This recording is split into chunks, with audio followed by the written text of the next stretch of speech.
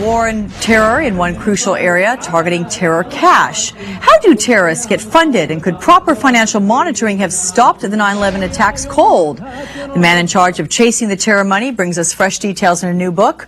Former Undersecretary of Treasury for International Affairs, John Taylor, joins me right now.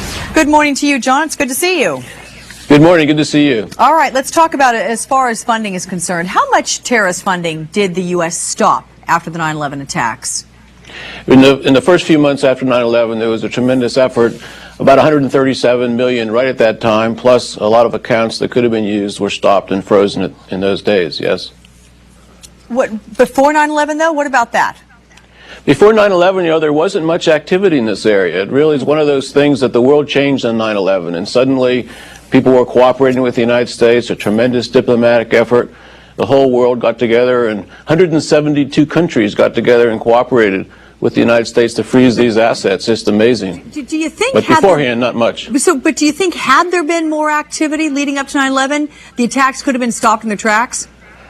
Well, I think attacks like that could have been prevented. Whether that particular one, you never know. But certainly since then, there's a lot of evidence that following the money and freezing the money like this has prevented damage and prevented attacks, yes.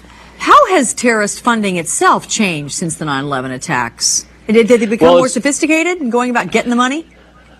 Yeah, it's gone outside of the formal financial system a lot, outside the banks and the formal international financial institutions, and now more moving money through cash and informal means. So it's harder to track, but it's also harder for the terrorists to move the money around. So these actions are doing a lot of good, both for information and for stopping attacks. But in this book that you've written, the Global Financial Warriors, tell me, what is the most shocking thing you found?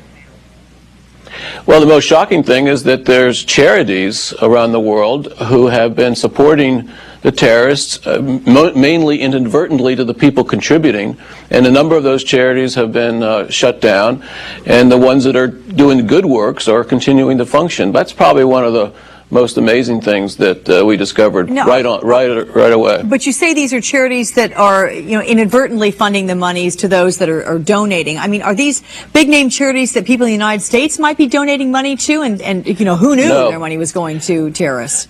No. Well, early on there was some charities that were discovered, but no big name charities really, but some in the Middle East. But it's really improved a lot. This cooperation internationally is what's another thing that I would say is quite amazing, is how many countries came together and supported the United States during this period. How much more money is out there that we don't know about, you think?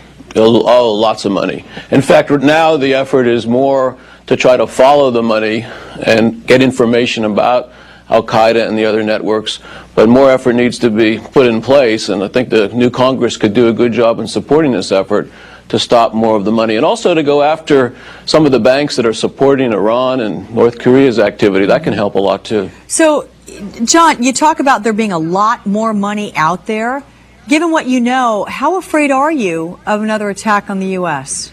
Well, it is a risk, no question about it. We need to keep our vigilance up. We need to keep this war on terror going. It is a serious risk, and you get information about it through the financial system, and it's enough to worry you, no question about it. People ask me about the outlook for the economy. I'm an economist, and I frequently list as my #1 risk would be another attack. Okay. Former Undersecretary of the Treasury John Taylor, author of the new book, Global Financial Warriors. Thanks for weighing in. Appreciate it.